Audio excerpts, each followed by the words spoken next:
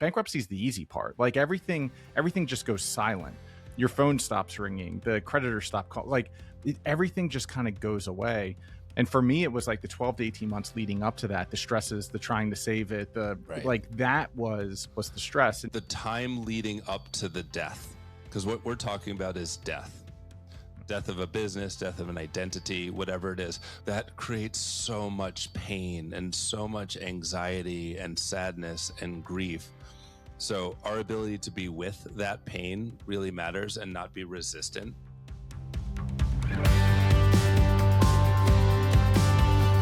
Welcome to Confessions of an Implementer. I'm your host, Ryan Hogan. We share unique stories of EOS implementers and the companies they've transformed to give you a rare glimpse into the successes and challenges of the system in action. Let's jump in. Matthew, number one, thank you so much for taking the time to come on. I'm super excited about this. And I just saw, I feel like this is like a spoiler because I just saw the cover to your book and I love the cover. So there's a lot of stuff we're going to talk about. And I was telling you in like the green room that usually I go to background profile and I do some research and I had a little bit of trouble like figuring out the opener to this one. Cause usually I'm like, oh, well, like, where did this start and how'd you get here? But you're going to have to help me fill in the gaps on this. Like where did this journey start for you? Oh my gosh. Okay. Well, I guess we have to clarify what journey we're talking about. I feel like I've lived a few lifetimes here, but I'm assuming we're talking about leaders and leadership teams and EOS and that kind of thing. So I started a business in my 30s, which started off really great and then became terrible. Like in 2-3 years, my co-founder and I started to well, first of all, we had two visionaries. So for those of you that know EOS, that's like a fatal flaw. So we had two visionaries and we didn't have really clarified roles. So over time, my vision and her vision started to become different visions, but I could not have productive conflict with her. So she would say, let's go this way. And I would be like, no, let's go this way. And she'd be like, well, we should go this way because of that. And I'd be like, okay. And over time, that like those like little like micro misalignments became macro and just really couldn't work through it. And we were ultimately in a moderator's office. She was kind of facilitating us like, hey, can you guys make this business work or is this it? And she asked me this question. She said, tell me about how you learned conflict. And I was like, I don't know. I didn't like learn conflict in school or anything like that. And she was like, tell me about your parents. Like, how did they model conflict for you? And I had this huge aha because when I was a kid, my parents were incredibly happily married for like the first 15 years of my life. And then they got in a huge fight and slowly but consistently their marriage deteriorated, but they stayed together for another 10 years. And I didn't see conflict before they got in that fight, and I didn't see conflict after they got in that fight. So for me, I created this story, not consciously, but subconsciously, that if you have conflict, it will lead to losing the things that are most important in your life, which doesn't make any sense, but it just became my story. And the business failed, but then I did like a life post-mortem on this business. I was like, what happened? And I started to ask that question, like, how did I get here and be in this circumstance? And then at the same time, I started facilitating retreats for EO and YPO. So groups of entrepreneurs, they would bring a facilitator to design and facilitate the experience. And I started to realize, oh, they have the same issues. It's different. It's their own, but they're also not being authentic to who they are. They're not expressing the most important things in their life to the most important people in their life. And I realized, oh, well, that kind of makes me feel a little bit better. And then over the past 10 years, I've been facilitating and coaching with my EOS clients, working with leadership teams. And I realized that the most important truths oftentimes don't get said at all, don't get said effectively, don't get said to the person who needs to hear it.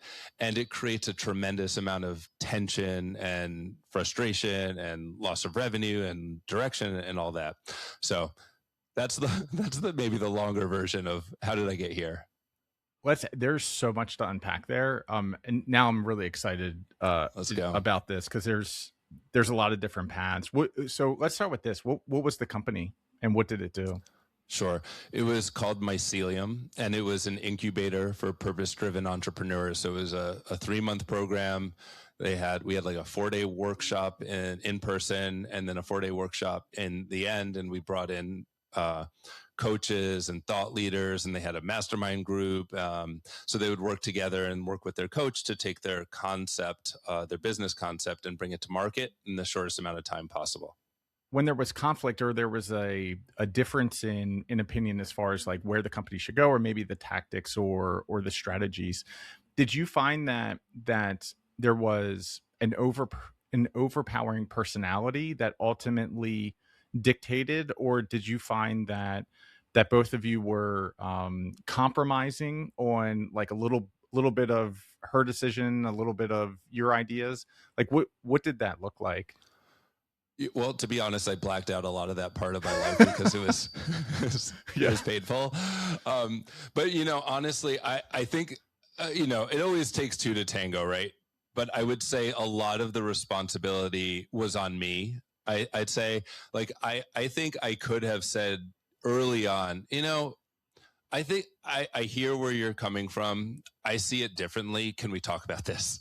It would be as simple as that. And I think we could have had a really generative conversation and come up with new ideas and maybe a more kind of unified path forward that maybe took elements of her vision and elements of my vision and kind of transcended that.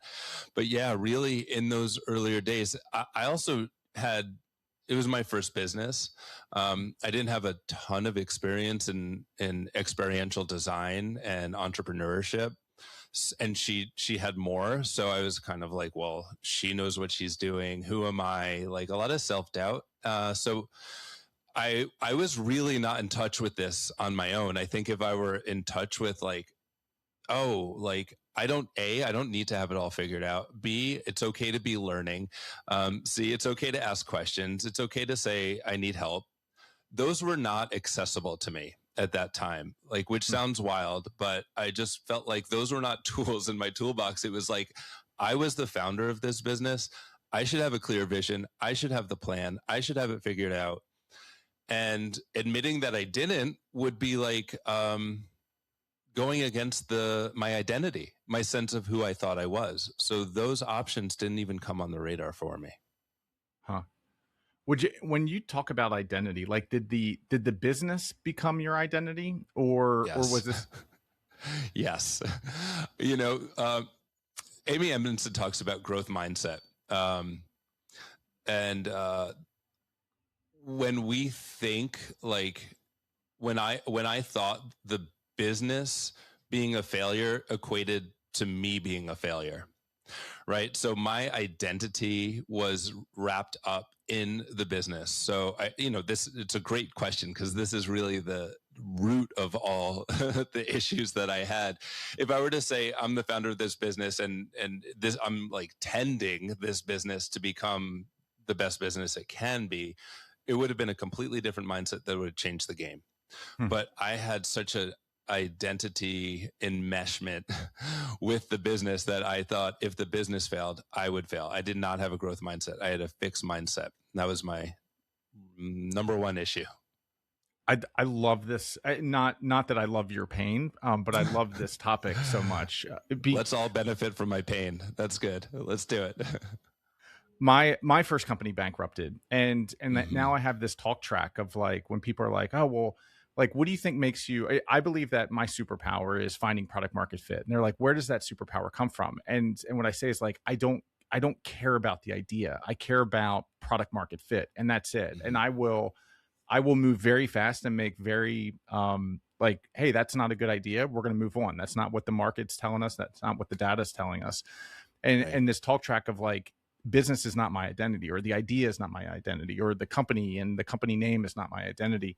And the talk track has always been like, yeah, it's never been like that. And I've done reflecting lately, and what I realized was like it was like that, and it took a bankruptcy for me, and the bankruptcy of the company also took me down because it was my first company, so I PG'd everything, didn't know, and like that was the learning curve of like disassociating me from whatever the company is. How has your perspective on that identity, like that whole component, now evolved?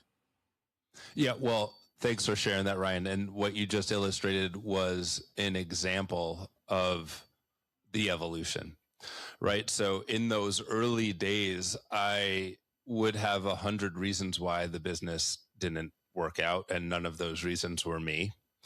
But Yeah. the moment that I was able to acknowledge and accept, and actually embrace that it was me, of course it was other things, but a big factor was me. And I was able to unapologetically just kind of share my story. There are so many other people that would, you know, maybe not share anything about something similar that happened, or they would share maybe a little window into something that could have been similar. But the moment that I just owned it, so many people are just like, that happened to me. That happened to me. Mine was a little bit different, but kind of same foundational flaws. So it has become incredibly liberating, for two reasons. One reason is the moment that I really accepted that I had things to learn, and that I wanted to learn, and that I made mistakes, and that I could be better, I became incredibly empowered.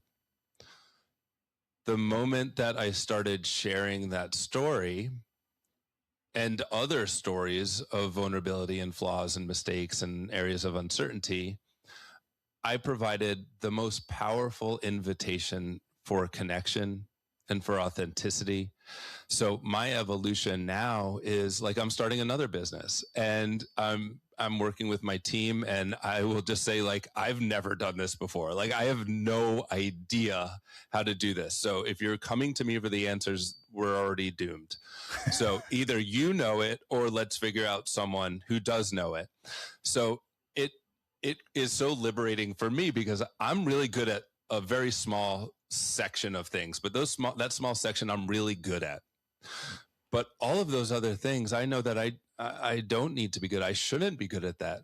But I create that opening for other people to step into their mastery and contribute their gifts and wisdom and experience into something we're collectively creating. I don't need to be the center. I don't need to have this be mine.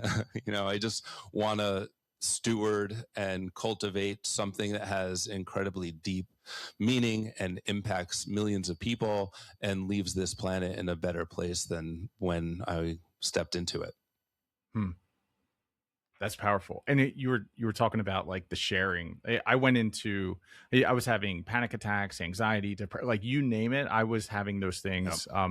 And most of the time, like for me anyhow, it was everybody came to me after the bankruptcy, and they heard about it, and they were like, oh, I'm so sorry. And I think what most people on the outside don't see is that bankruptcy is the easy part. Like everything just goes silent. Your phone stops ringing, the creditors stop calling, like everything just kind of goes away. And for me, it was like the 12 to 18 months leading up to that, the stresses, the trying to save it, Right. like that was the stress. And you talked about kind of sharing this stuff. After the bankruptcy, I started a blog, and I was just like tell all about all the problems. And every time I hit post, it was like this therapeutic, like just getting it into the world. And then people reach out. I think we're trying to, but I think folks, it's starting to become more normal that like successful entrepreneurs generally have took their licks along the way.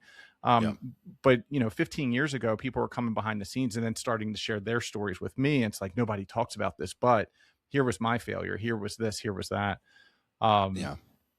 Is this something you like continue to work on, or is it like a work in progress, or do you feel like you've kind of mastered this identity phase? Well, I'm perfect now, so yeah, I've mastered it. I'm just kidding. Wait, before I answer that question, though, I want to go back to what you just said, because it was an aha for me, that there are really 4 phases that are really important to acknowledge here. One is the time leading up to the death, because what we're talking about is death of a business, death of an identity, whatever it is. But that time leading up, and if you think about, with humans that we care about, it's that time leading up to the death that creates so much pain and so much anxiety and sadness and grief. So our ability to be with that pain really matters and not be resistant from the pain. This is something that I've learned. This is not something that I had access to back then. Number two, phase two, is the actual death. Like you were saying, the death was like, it just went radio silent. And that is almost like a transactional moment. It's obviously a really significant moment, and it is a finalization of something that also needs to be honored, which we don't do in Western culture. We do not do a good job of honoring death. We'll do a one day something, whether it's a person or a business or whatever. And then it's like, okay, like what's next? And then the third thing you did was you processed it. You wrote about it. You shared about it. And then the fourth step is as you were doing that, you started to grow. You started to evolve who you were, and you leveled up your kind of architecture and identity of who you are. And you became a better, stronger, wiser person. So I'm here in Asheville, North Carolina, and we had Hurricane Helene about a year and a half ago. And I was seeing my therapist, and she said there are two really important things that research demonstrates that you need to do to transcend grief. One, you need to do something about it. So I reached out to the EOS community and some others, and we raised $50K and deployed it to people who needed help here on the ground. That was one. Number two is you need to be witnessed. And that's what you did. You shared your wounds, you shared your learning, you shared all the steps. And then I'm sure you got feedback on that. Oh man, thanks for sharing that. Oh, this happened to me. I relate to that, whatever. But doing something about it, not just being like, oh, it's a death, let's move on. We have arrested development as soon as we do that. So acknowledging it and then being witnessed in that and doing something about it in that process are really key. And I totally forgot your question. Do you remember? Well, we're going to come back now because this is a good thread. You talked about the embrace. You talked about like sitting with it, and like for me, drinking some wine would help. It would help like numb some of it. So when you talk about like embracing that kind of and sometimes you don't know a death's coming. Like for me as an entrepreneur, we are so optimistic and everything is just so blue sky. And so like I didn't really accept the death. And that was a part of the stress, was like, I didn't even know it was over because I thought there was still a way to save it. Right. And there wasn't. Like, talk to me about like the embracing that or the sitting with it. Use some really interesting words in there. Yeah. Well, I mean, as an entrepreneur, that kind of, relentless optimism is both the beauty and the blind, right? I mean, if without that, we just wouldn't do the crazy things that we're doing, but it also has to be calibrated and attenuated and being with that awareness that that's also how we see the world. And we need others to kind of be a bit of a navigating tool for us. So in the sitting with the death part, it's interesting. And this is like, I'm very much in a learning mode here in sitting with the death. My mom has dementia, and over the past 18 months, it's gotten progressively worse. We put her into a home about 14 months ago. And in the lead up to that, I had so much anxiety because I was resisting the reality. I just wanted my mom, I just wanted her to be with me, and the mom I always knew. And that was not the case. So there was a moment, and I was also like handling all of the logistics, and in some ways, like I would shift out of grief and just be in logistic mode. And that's something other entrepreneurs and leaders do, is like, let's not feel the feelings. Let's just go build the next thing. So I was really resistant to the reality. And then the moment that I was able to, and it was interesting because the Hurricane Helene and moving my mom in all happened within 3 weeks. So it just broke me open. I couldn't manage it anymore. I just had to surrender. And I think that that's such an important part of the healing journey, is that I think men especially, I'm generalizing, but men especially, leaders especially, have a default to kind of manage and fix. And when we're trying to manage and fix, there's no room left for grief, for surrender, for allowing, for being with. It's kind of a controlling it rather than a being with. And the moment that we can be in touch and say, like, I need to release. I love the word release because it's two words, really. It's release, but it's also real ease. And when we can release into what is and just like let it pour over us and be with it, none of us like to be in grief. No one like enjoys it. They're like, oh, great, I can sit in my grief right now. We want to get out of it as soon as possible, right? But as soon as we can just surrender and acknowledge this is hard, this is heartbreaking, and I just need to be with it right now. The moment we can do that is really the moment where we stop the resistance and begin the healing process. And from the healing process, like we talked about before, once we can really participate and show up for that healing process, we have the opportunity to really level up and become the next iteration of our potential in our being, in this planet, in the world. So, I just say it's like, it's being with it. It's being radically honest with ourselves and creating space for grief, and knowing that there's no linear timeline when it comes to grief. It's really just about acknowledging it. Oh, this is happening. And then being with it, and being with it for as long as it takes, and doing something, processing, talking with people, a therapist, journaling, walking in nature, going on a solo vision quest, sabbatical, whatever it is. There's a million different modalities. I would say wine can help take the edge off, but that's actually not probably what I would recommend to process through the grief. But, no judgment whatsoever. We all kind of need to calibrate how we navigate grief and loss. Have you ever heard of The Artist's Way? Yeah, Julia Cameron, great book. I just did it. Do you know Rodney Mueller out of St. Louis? He's an EOS. I don't think so. I don't think so. There's so many of us now. You guys are growing like weeds. He put together a cohort like last year, almost maybe like 18 months ago, and I joined the cohort, and we did the whole, I think it's 12 weeks or 16 weeks, but we did the whole program as a men's group. And I'll tell you, you brought this up as like one of the tactics as you're going through this. Journaling was a game changer for me. Like an absolute game changer. And I can't really articulate why, because sometimes, the whole thing about The Artist's Way is you just free write 3 pages. Right. And like, that's what you do. And sometimes it's, for me at least, sometimes it was very impactful, and sometimes it was just nonsense. So I don't really know like the connections there. It's become one of the most liberating things for me as I'm going through tough times, is just taking something out and just writing. Yeah.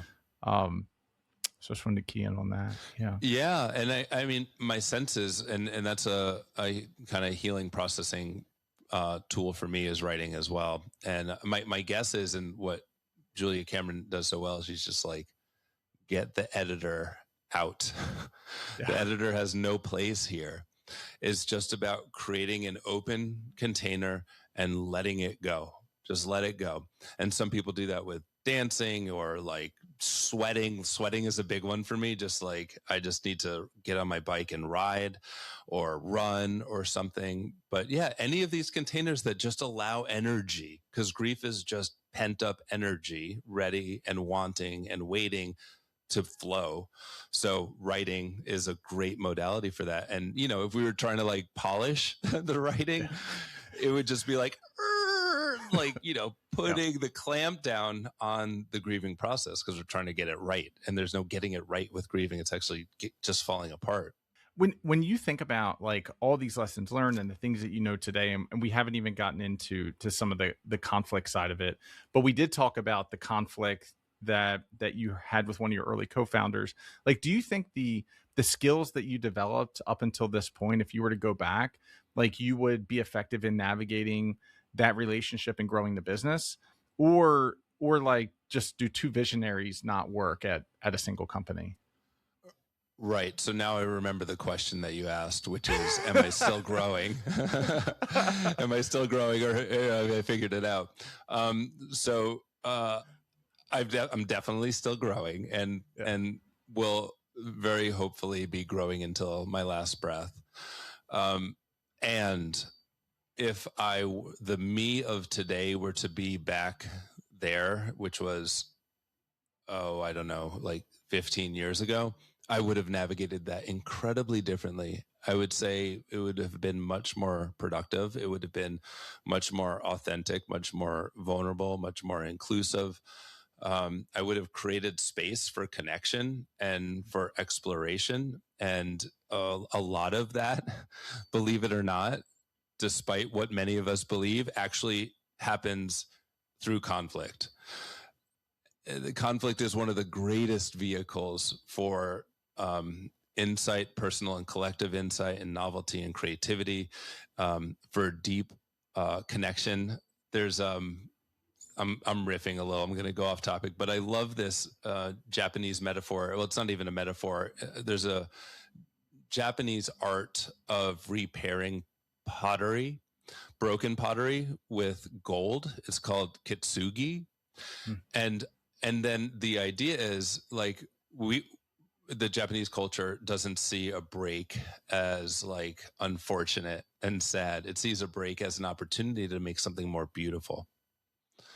And that's what conflict is. If we can really approach it with that mindset and say, this happened with my wife and me like 3 days ago.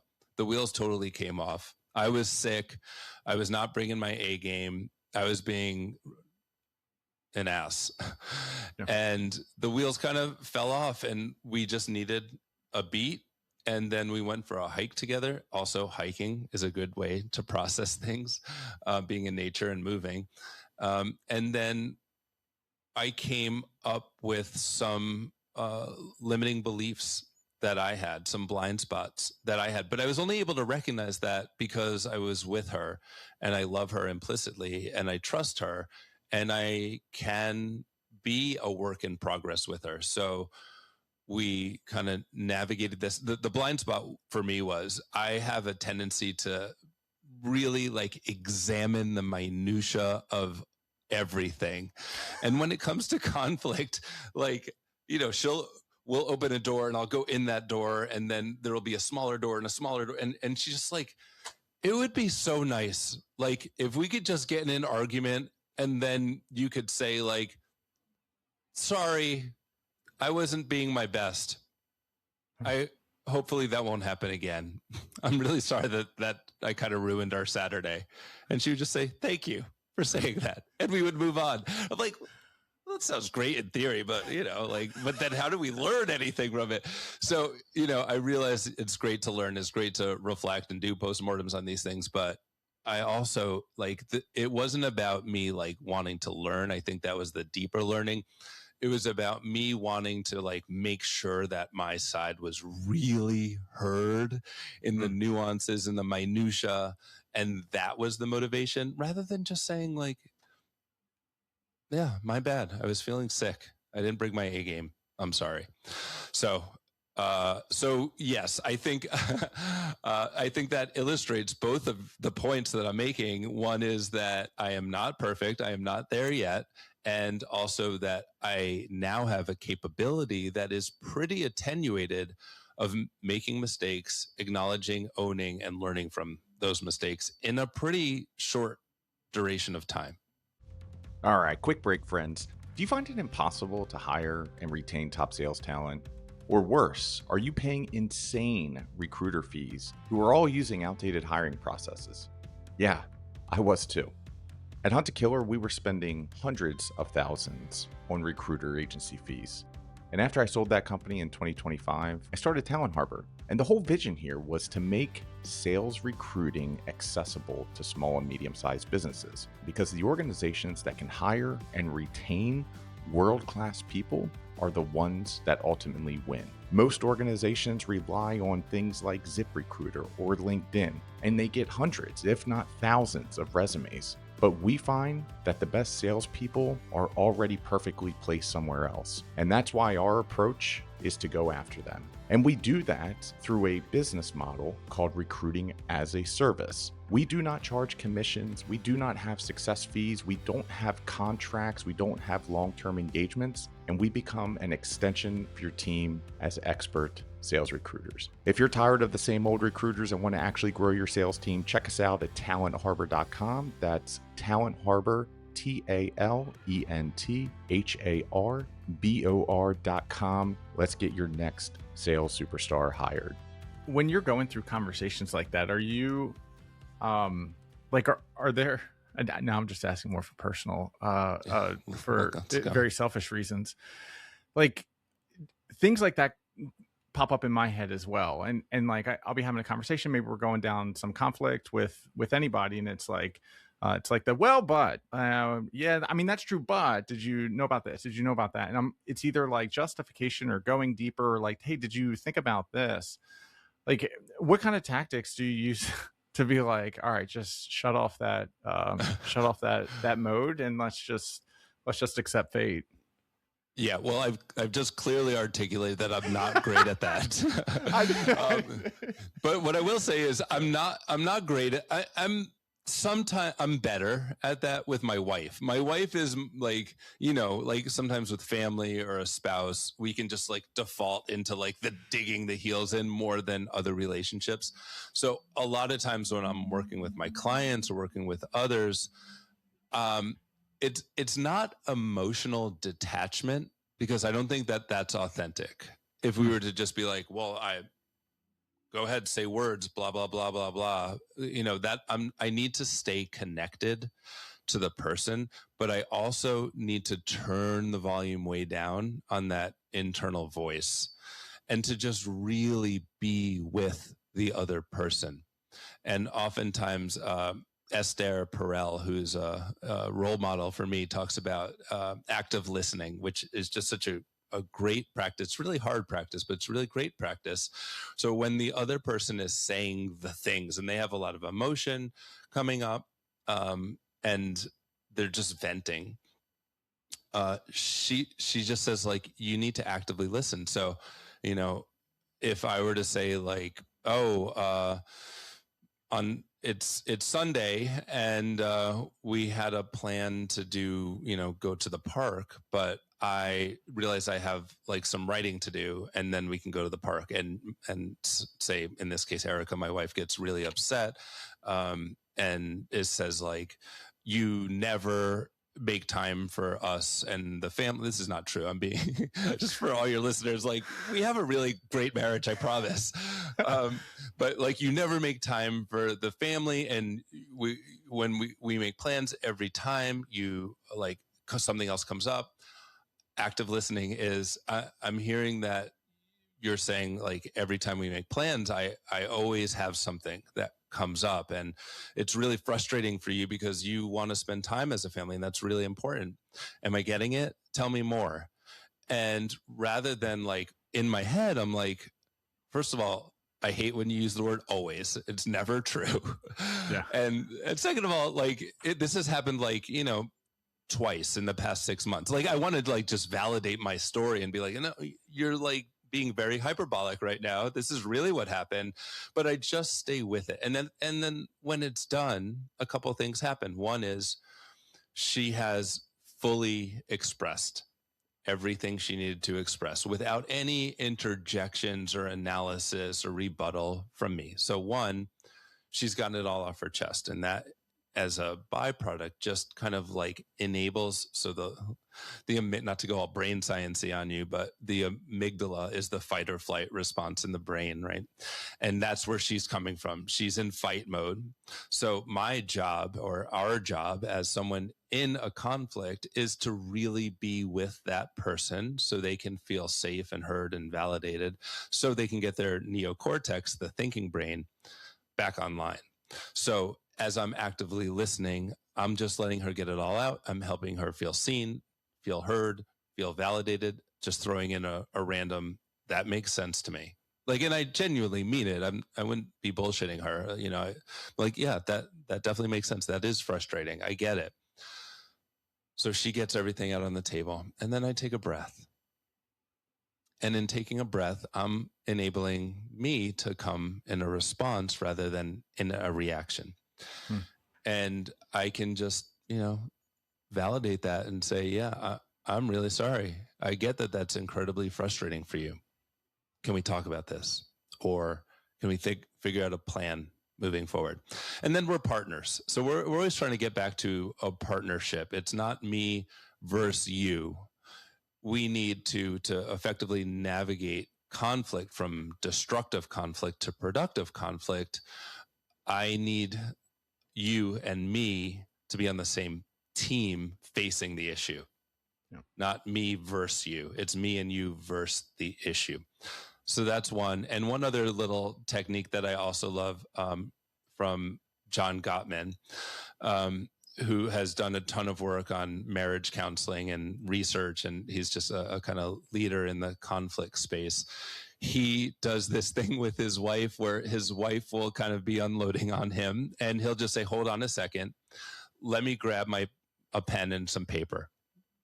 And he will just write down everything that she's saying. And sometimes when she gets really heated, he'll say, can you just go a little bit slower? I really want to catch this. And he writes it all down. And it does basically the same thing as active listening, but it just enables the other person to get all their thoughts out. And it gives us opportunity to really digest what it is they're saying without reacting in the moment, because every conflict will go sideways when someone is operating from an amygdala response, and then the other person jumps in from the amygdala response. That 0% of the time is effective. Yeah. So one of us needs to be coming from the neocortex and just let the other person get it out, even though the amygdala will be triggered and say like, hey, come on, like fight back, to just stay in that grounded, neutral place, let the other person get it out, and then inviting them back up to the neocortex so we can have a productive conversation. This is wild. This is like amazing insight. So how now, because we've talked a lot about like conflict and how to resolve conflict, things like that. And this all goes back to some of the things that you were talking about early on, is like making sure that this type of conflict is coming out in a business setting. And so the things that we're talking about very much at a relationship level, which might be family, like a lot of this stuff translates, it's the same science that translates into a boardroom that's coming from the home. And you talked about like some of the most important things that happen, or maybe detriments, is the things that don't get said. So like how should leaders be thinking about, like, they're listening to this, they're like, oh, that's great, now I'm going to go home and I'm going to use some of these tactics. How can they think about like bringing this into an L10, or bringing it into a quarterly pulse or something like that? Yeah, so those same principles apply without adulteration, exactly the same. And there's conflict that comes up, and again, we need the neocortex online. Here's what I see very common within the teams that I work with is you're right. It's not, I mean, sometimes it is the active conflict, but oftentimes it's the subterranean conflict, the tension, where people aren't in an active conflict, but they're feeling conflict. They're not saying anything, but they're feeling it, right? So this is in an L10, someone has a rock that's been off track for 3 weeks. It's a company rock. And they feel that internal tension where they're trying to navigate two things that are polar opposites. They're not really, but they feel like it. One is accountability, and the other is honoring the relationship. It's a false dichotomy, though, because they think that by not saying, hey, Janet, this is the third week the rock is off track. We really need to get this back on track. What can we do to support you with it? It's as simple as that 90% of the time. But it's like so hard to say that because we want to protect the relationship. But when we protect the relationship, we actually erode trust. We actually create severe detriment to the company. We lack accountability. We build a culture of complacency. So we can't do that, but we can't over-index the accountability side, right? And say, was it Janet? I forgot her name, but Janet, like, this is the third week this rock is off track. What is going on? You got to get this on track. Like, you never deliver on things. You always say you're going to do things, but you don't do them. Like, that's destructive also. So in an L10, whenever we're feeling that internal conflict, the first question we should ask ourselves is what am I feeling? What's going on? And then get in touch with that. What emotion am I feeling? And it's really important. This is something that I see leaders everyone for that matter, but especially leaders are notoriously terrible at. I'll say, what emotion are you feeling? And they will run an analysis. I'm feeling like nothing I do is good enough. That's not an emotion. So I stay with it. What emotion are you feeling? I'm feeling, and it sometimes takes a couple times. I'm feeling undervalued. Okay, that's also not an emotion. What emotion are you feeling? I'm feeling inadequate. Okay, there we go. You're feeling inadequate. Why are you feeling inadequate? And we just go through that process together to really understand, because oftentimes we are not clearly oriented within ourselves.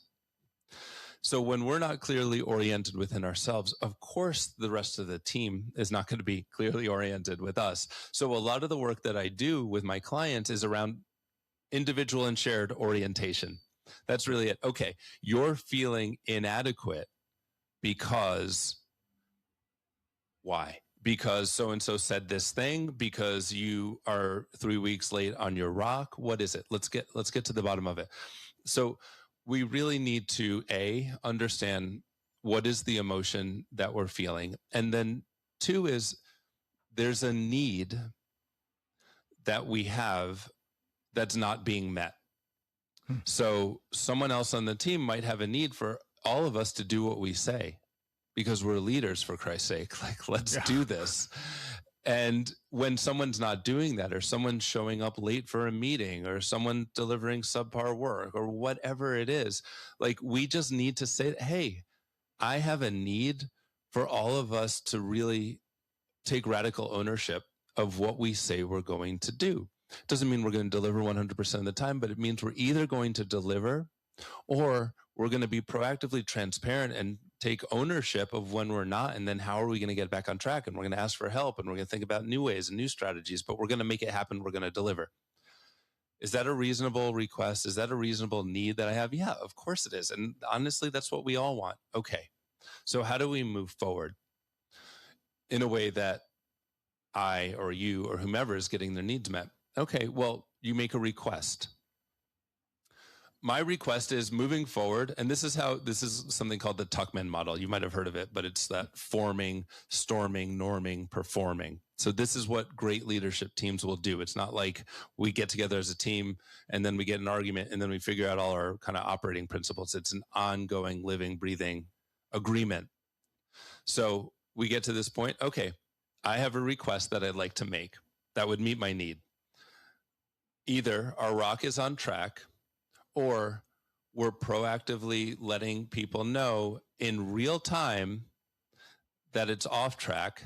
We're communicating what we're doing to get it on track, and we're asking for help. And together, we're supporting all of us in getting the most important things over the finish line. Is that something that we can all agree to? And 99% of the time people will say yes. And then when we say yes, we have to hold us accountable to that agreement. So it's really about understanding, and this is where we transform tension into traction, is we really need to understand, where are we out of alignment? What are we tolerating? And then we choose to not tolerate. It's really as simple as that. We choose to not tolerate, but it comes at a cost. And that cost is maybe making people feel uncomfortable.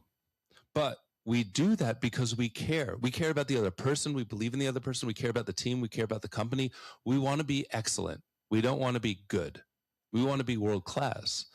And the teams that I work with that want to be world class will get better and better and better at doing this. It's uncomfortable at first. Nobody, just like me, how did you learn conflict? I don't know. Nobody taught me conflict, but we learn conflict. And we learn to, most of the time, stay safe. Don't say it. Avoid it. Keep it internalized. Maybe talk to someone else about how frustrated you were in the meeting, because Janet,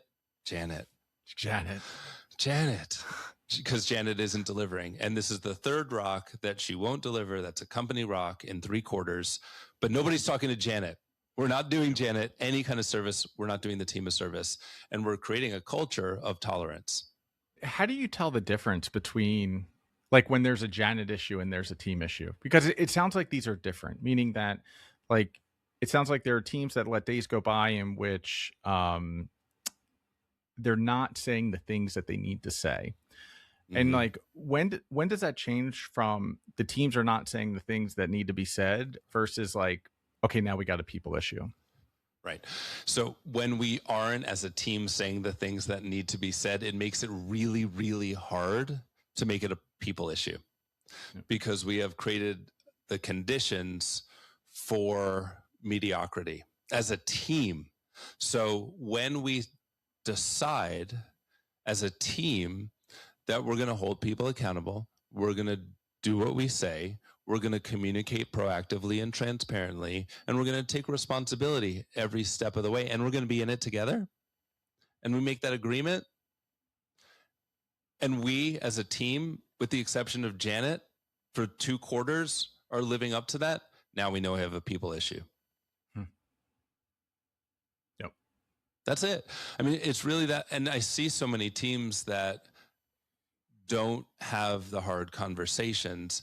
And then it's almost like it's pushing a rope, or it's being in quicksand, whatever metaphor you want to work with. But when we don't have a clear structure of an agreement of how we're going to be together, we can just hide in the shadows, and we can continue being lacking accountability for things that we say we're going to do, because, it's Janet this quarter, but it was Marcus last quarter, and the quarter before that, it was Darren. So, we're saying implicitly that it's okay.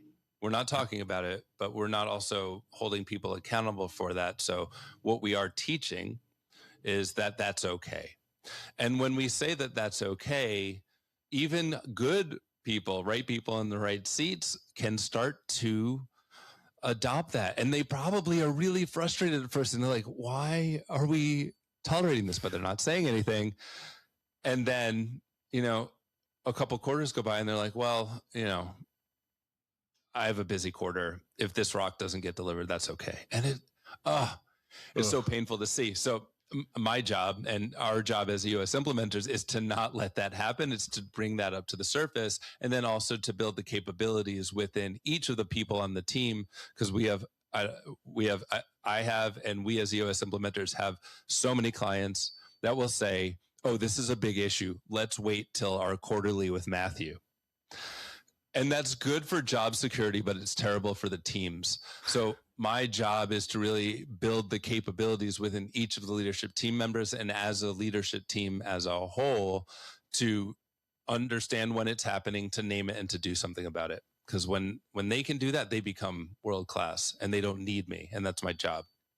Is this a non-negotiable skill set for a manager? Like, there's the old adages or the old like talk tracks of lean into your strengths, like not necessarily ignore your weaknesses, but like you can make more headway by really focusing and optimizing your strengths and delegate or figure other things out. When you think about being able to have uncomfortable conversations and that's not someone's strength, like is this something like to be a good leader and to be a good manager, you're going to have to figure this out in some way? Yeah. So you're bringing up a great point that I actually haven't really thought about until this moment, in that yes and no. So when it comes to our aptitudes, like what are we naturally gifted at? We should definitely lean into that and not try to build up the things that we are not good at.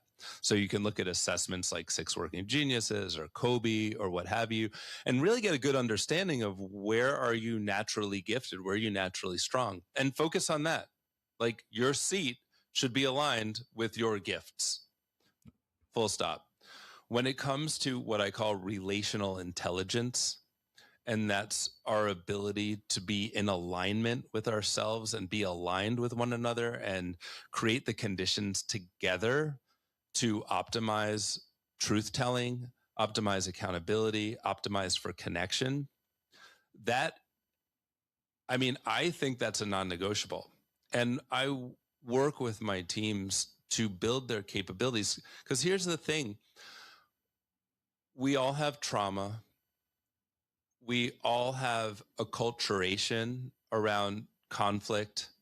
And, you know, if you don't have something nice to say, don't say anything at all. Like, how old were we when we all learned that thing, right? So we all have this, but a lot of this is not how we're wired. It's how we're programmed. But it feels like how we're wired. But feeling like how we're wired and actually being wired that way are two very different things.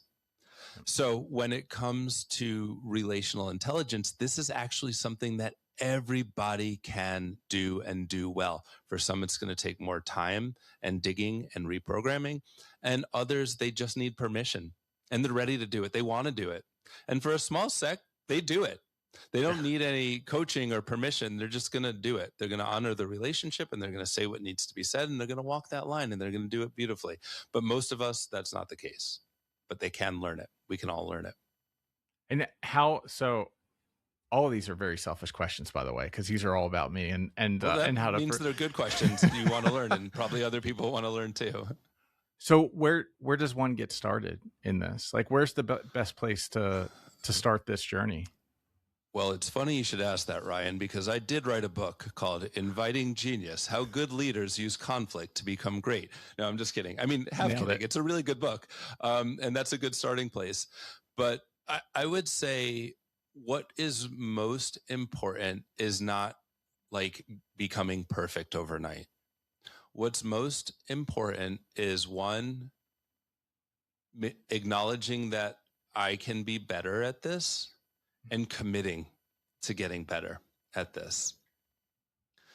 And what I would say is the most simple kind of framework is think about the relationship and think about the task. So whether it's with your spouse, whether it's with your child, whether it's with your colleague, and there's conflict. Conflict is only a signal that something is out of alignment. That's it. So acknowledge something is out of alignment. What is that something? And then how do I do something about it? So this is often communication, where we honor the relationship and we honor the task at the same time. So just thinking about that, okay, what is it? What is the task? What do we need to do? We need to have a great presentation for this, PE firm for our Series B. Okay, we're all in alignment. We need to do that. So-and-so is not showing up doing their part of it. They also have a marriage that's on the rocks. I'm obviously making this up. So how do I show up compassionately? Because we all have a million things competing for our attention. And like we talked about in the beginning, there's grief, there's trauma, there's very real things.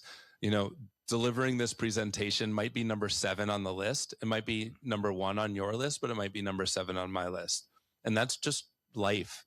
So coming with compassion, and always compassion first, always relationship first, and trying to understand and knowing and acknowledging that the other person definitely cares about this thing, right?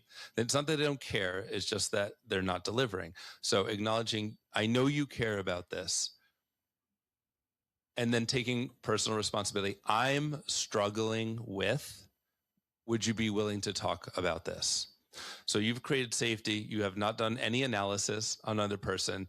You've just really owned your own experience and invited the other person into the ring. And then, yes, I'm willing to talk about it. Great. Now they've given you permission. You're officially both choosing to be in the ring together. We have this presentation on Friday. It's really important. I'm concerned based on X, Y, and Z that you're not delivering your part of it or to the caliber that it needs to be. What can I do? Is there anything I can do to support you? Are there things that I'm missing? And you just get in it together, because we start with the relationship and then we get to the task, because we need our need. Again, it comes back to the need. I need for us to show up in a way that's going to deliver value and deliver results. And we've each signed up for a role in this. So really leaning into the task side of that and seeing what can we do together for this to be delivered on time with high quality. So again, simplify. Something's out of alignment, which is causing a conflict. Let's be clear on what it is. Let's be clear on what we need. Let's take responsibility for our own experience with that other person, start with compassion, and then come back in with the task and accountability and what needs to be done and how can we get this over the finish line together. Love that. Is this all in the book? It is, yeah. Yes. So what's more? So someone picks up a copy of your book. What are the outcomes? What can they expect when they finally put it down?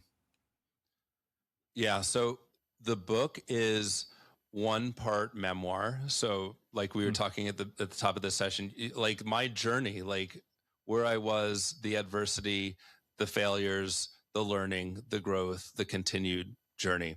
So one part memoir. It's one part manifesto. Like, look, y'all, if we can do this, look at what our lives will look like. Look at what our teams will look like, and really understanding that world, the promised land on the other side. And I've seen teams, I've worked with teams that have gotten there, like we're all capable of it. So one part manifesto and then one part manual. Like this is how you do it. So I go through a methodology for having productive conflict. So anyone is plug and play. You can use it with any conflict. There are different tools and techniques for when you're in conflict on how to slow things down and go from that kind of amygdala or limbic system, emotional or primal kind of reaction to a thoughtful response. There are techniques and practices on how to explore the messy middle, not my world and not your world, but somewhere in between. And that's where the magic happens. That's where new insights happen. That's where deeper connection and trust and truth comes out. It's not from my world. It's not from your world. It's from our worlds getting together and exploring. So there's a lot of tools. There's some, it's all science backed. It's not just a kind of feel good, try this thing out. It's all research driven, but it's also very story driven.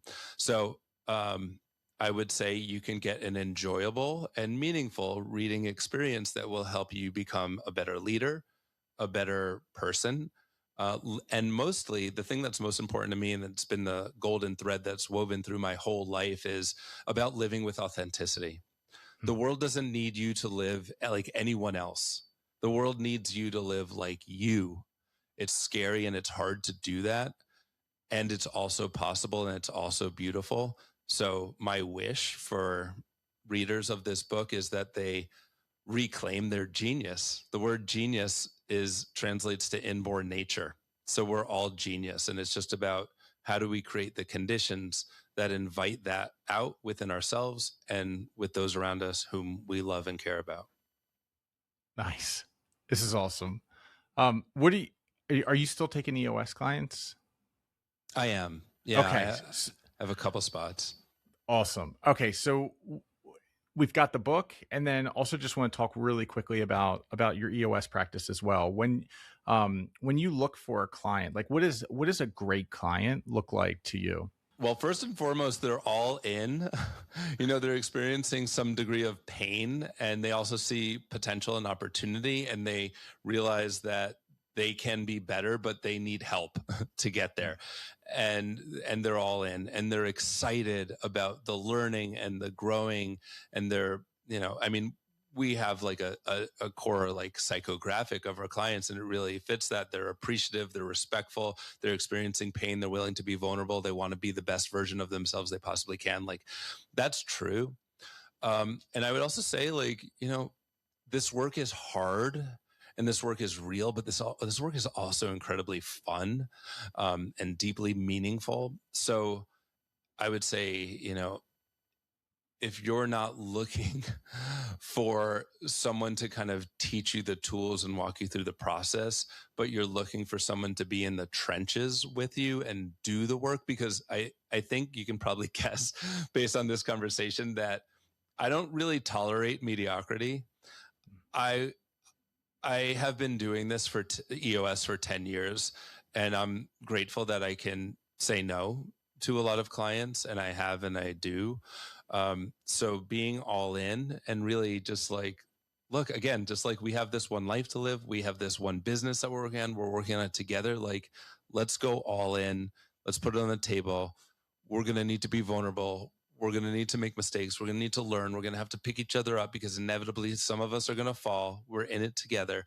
And we want to create something remarkable together. So I'd say if that's you, hit me up. Nice. Love it. All right. Last question. How do they hit you up? Where's the best place to get a hold of you? Sure. So if you want to find out about the book, you can go to invitinggenius.com and you'll learn all about the book, and you can pre-order. It's going to be published on August 4th. And if you want to talk to me about EOS, you can just simply Google EOS Matthew Abrams. And if that doesn't get you there, just type in Asheville, North Carolina. Love it. Sweet. Matthew, thank you so much for taking the time to come on. This was incredible. I thought we were going to talk about some retreats and like the best way to put together retreats and some of the dynamics you've observed. I had no idea it was going to go down this path, but super helpful and loved every minute of it. Me too, Ryan. Thanks so much. I appreciate it.